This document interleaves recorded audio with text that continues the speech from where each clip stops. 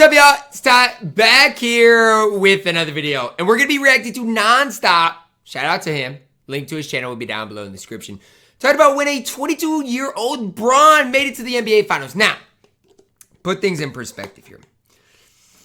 You guys know the age of Jason Tatum, Jaylen Brown. They're not 22. They're what, 24, 25, 26, I think Jason Tatum is. 22-year-old Bron made it to the NBA Finals. And honestly, his supporting cast was trash as well. I'm just being honest. They were trash. So, interested to go back to what? 2004? 2004, I think it will be 2005 possibly, to when Bron made it to the finals. Let's get into it. Let's go. At the age of just 22, with the weight of a franchise and city on his still developing shoulders. He did, man. He grew up in Akron, went to Cleveland. Like, what are the odds that happens? LeBron James took the 2006-2007 cap. 2006, 2007. My years were off a little bit. Give me a break. On an unforgettable and improbable journey. This is the story of LeBron's first ever title run. Mixed expectations. While the 2006-07 season was supposed to be LeBron's year to cement himself as one of the game's best players, he wasn't surrounded with a lot of talent to help him do so. Nah, his team was bad, for sure. So, James was coming off a season in which he became the youngest player to ever win MVP at the All-Star Game and led Cleveland to the postseason for the first time in nearly a decade. The Cavs won more games during that regular season than any of their previous teams dating all the way back to the 92-93 season, which was also the last time the franchise won a playoff series. What in the Danny Ferry? Finally lifted Cleveland basketball back into relevancy, and everybody was looking for him to take the next step. But his supporting cast wasn't exactly championship caliber. They were bad. I'll be the one to say it. They were bad. Only one player on the Cavs roster at the time had been an all-star, Zydrunas Ilgauskas, who had only received that honor twice in his career. He was okay. If LeBron wanted to make the previous year not look like a fluke, he would have to strap a collection of role players on his back and carry them, finding a winning formula.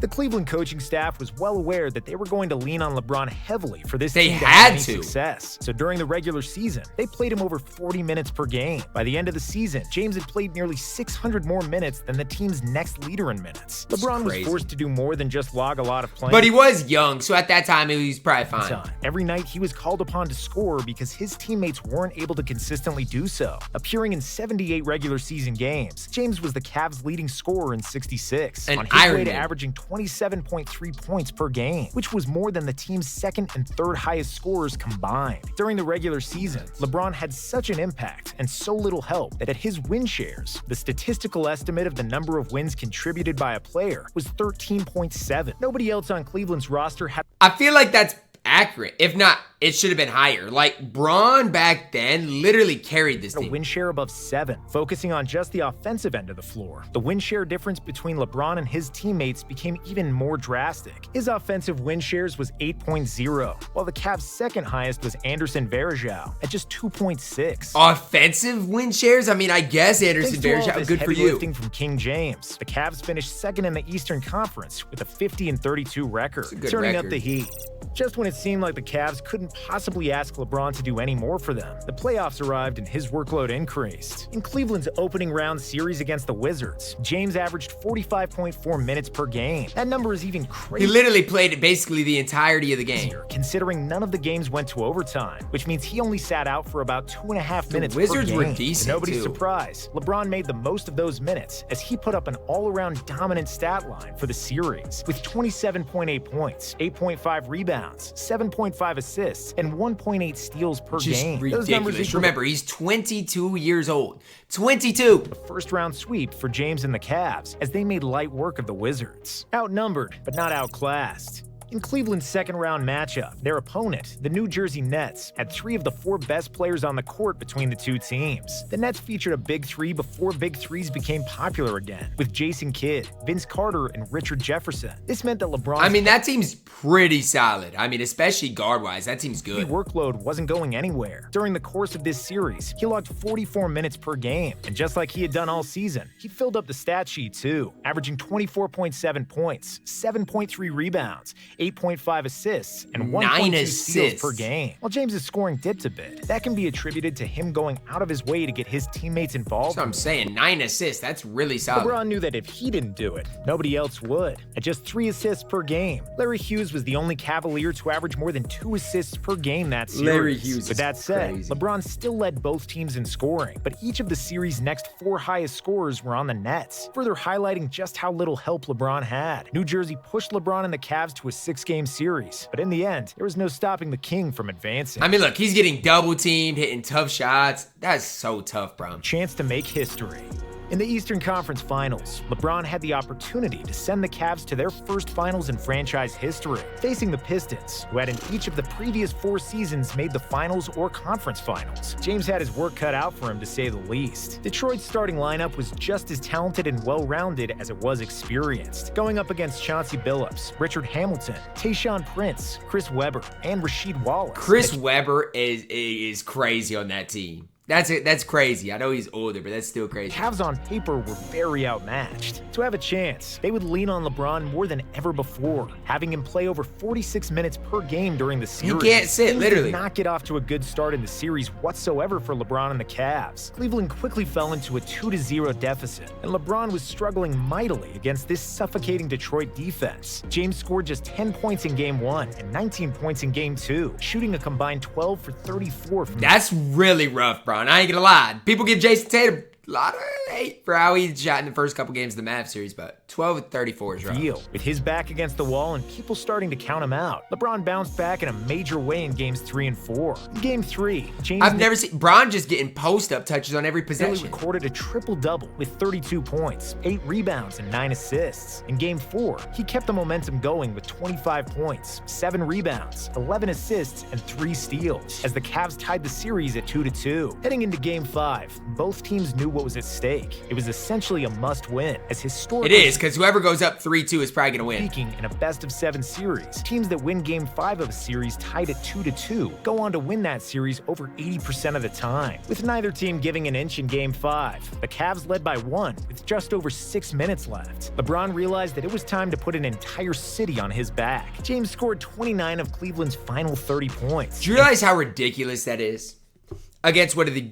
I'm not even gonna say they didn't have Ben Wallace, but against a great defensive team, 29 of the final 30. Including the team's final 25 in a double overtime thriller. He went 11 for 13 from the field during the Do y'all realize how crazy this is?